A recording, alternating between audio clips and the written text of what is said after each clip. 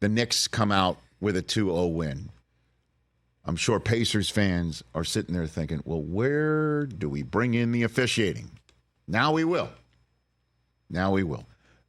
Because there was an offensive foul called on Indianapolis and on Indiana at the end of the first game that was backed up by the 2-minute report, whether that matters or not. It was an odd call because,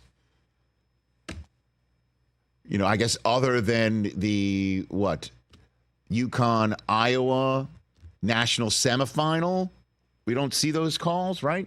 Very much in big moments. And not in the closing seconds, that's for sure. Okay. And there was a kicked ball called on Indiana that I didn't know. You can't review those things. Personally, I think the NBA should allow that in some sort of review. It's as obvious as whether something's been kicked or not. Yeah. We can't look at that and just rack it back real quick. That's one of those things that maybe you don't even have to ask another team to use as a challenge on. We could just we'll just do it. We'll do it real fast. You call a kickball, we're going to stop this for 10 seconds. If we can't tell in 10 seconds, we stand as called, or whatever the hell you want to say. But Indiana had some gripe. And Rick Carlisle apparently did not do the official griping because he didn't apparently send in any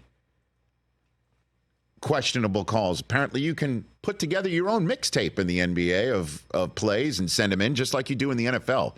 You send them into the front office of the league or the association in this case and say, we have a problem with these. We want answers. Didn't do it. But now he's doing it. After last night, when there was a double dribble called on Isaiah Hartenstein, and the officials got together and said, no, it's not a double dribble, which, by the way, was the right call. But they said it was an inadvertent whistle, which is odd because you advertently whistled this thing and made an actual double dribble call. You even heard Madison Square Garden's PA announcer go, double dribble. You heard all of it. So how do you now call it inadvertent? Because I guess that's the only way through reversing a call to make it right, which is the point of officiating when you all get together and make a call.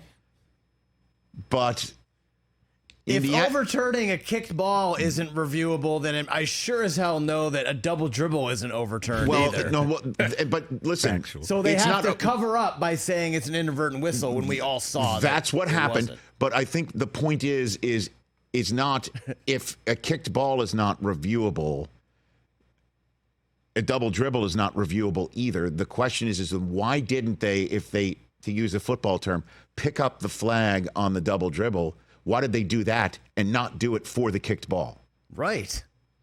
Now, the answer could be all the officials didn't get together, or all the officials got together and said, I didn't see it. Yeah. We'll go with the call. But that said, that's just one of that was the latest issue. And Rick Carlisle got his money's worth, certainly because it was already out of hand. The game was already nearing a double-digit Knick lead with such little time left on the clock.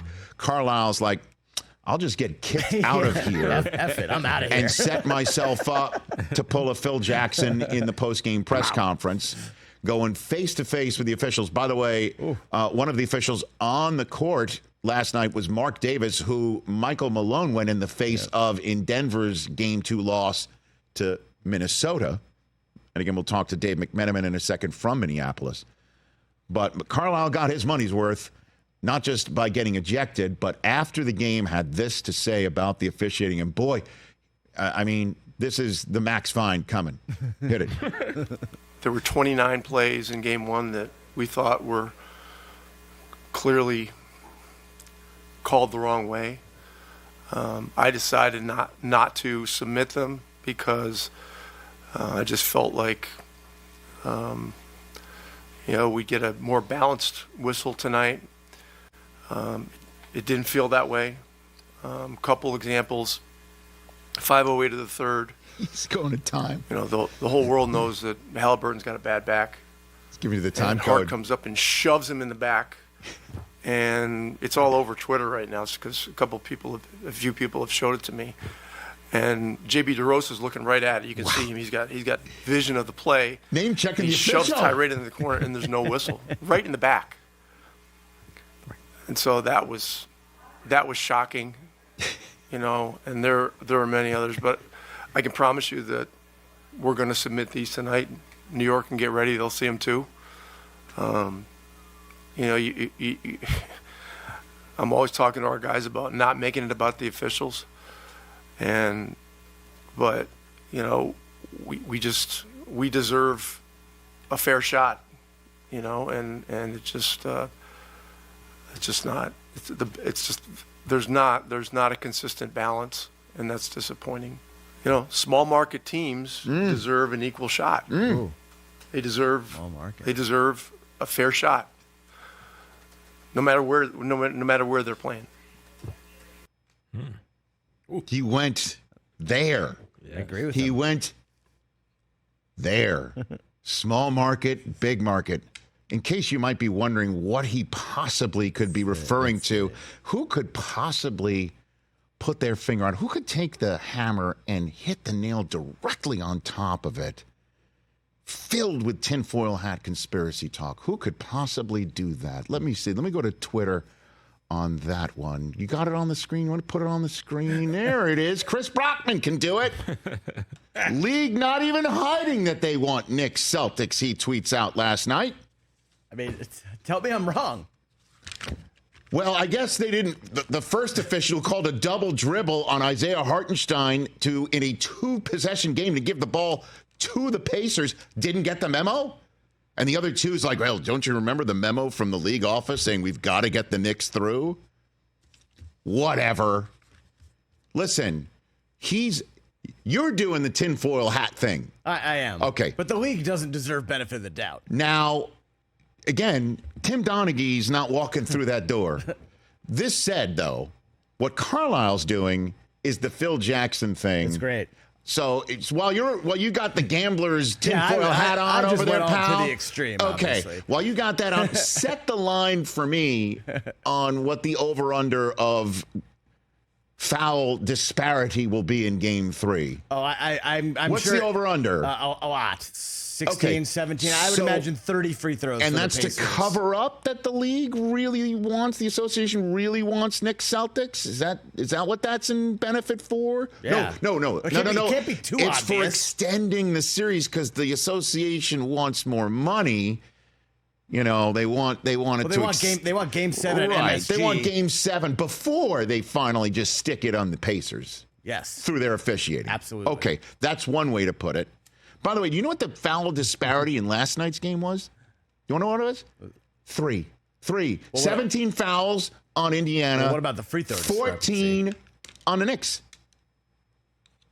14 on the Knicks, 17. 17 free throws for Indiana, 22 for the Knicks. Okay. It's not out of the realm. It's not crazy. It's just, again, end of the game, a double dribble's called, and then taken away after further review, and they call it an inadvertent whistle, which is, telling us it's raining when something else is happening. And then at the end of game 1, there's a kick ball that they're not going to change when they could, and an offensive foul gets called instead. But Rick Carlisle's an outstanding coach. This is what you do in the NBA to set things up for yourself. And obviously he's an outstanding coach because Tyrese Halliburton has received the coaching about don't make it about the officiating.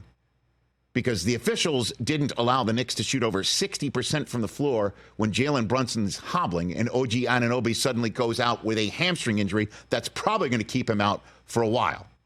Yeah. Officiating didn't do that. They also didn't keep T.J. McConnell nailed to the bench at the end of the game either, did they? Bingo. That said, this is what Halliburton had to say after the game. I mean, that's not my job. I don't really. At the end of the day, we got outplayed. We were right there to win the game. Would I like consistency? More consistency, yeah, but let's not pretend like that's the only reason we lost. We just didn't play good enough.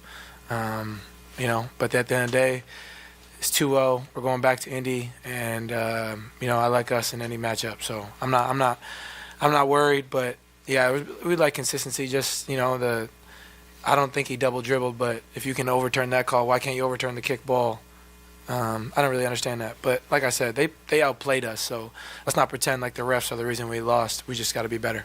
Two things. First of all, if I'm an Indiana fan, if I'm a Pacer fan, I am concerned that Halliburton's off because he did that entire soundbite in one voice. The Yanni Laurel of the NBA, where you hear one thing and he sounds like another. But number two, he's spot on, and a nice way of basically putting in the point of you changed one call, why didn't you do the other? That's kind of weird, but it's really on us. Yeah, but it's our fault. Really on us. Smart. Laurel. Yeah. That's the Tyrese Halliburton of the NBA. How many people just heard Yanni? Did you hear Yanni? I heard Laurel. Okay. I heard Laurel. Okay, good. Okay. Thank you. All right, but do it again. Wait, do it again. Do it again. Do it again. Do it again. No, don't do that on him. Hold on. No, don't worry about sorry, it. Mike. Don't worry. Laurel. I heard that too. Laurel again. I heard Halliburton. No, I heard double dribble. Wait a minute. No, kickball. Okay, kickball. Yeah. Pushing back. What a game, man. What a game in Great Madison series, Square man. Garden. It's just intense. And the thing is, Indiana, they've had all these chances. It's playing at a pace that they want. They do. They want to play up-tempo, high-scoring, a game in the 240s and over, and they just can't get it done at the end. Too much Brunson, man. Too much Brunson. Thank God. Who would have ever thought? He's so good. He's unbelievable. so unbelievable. Catch the Rich Eisen Show every single day on the Roku channel, 12 to 3 Eastern, for free.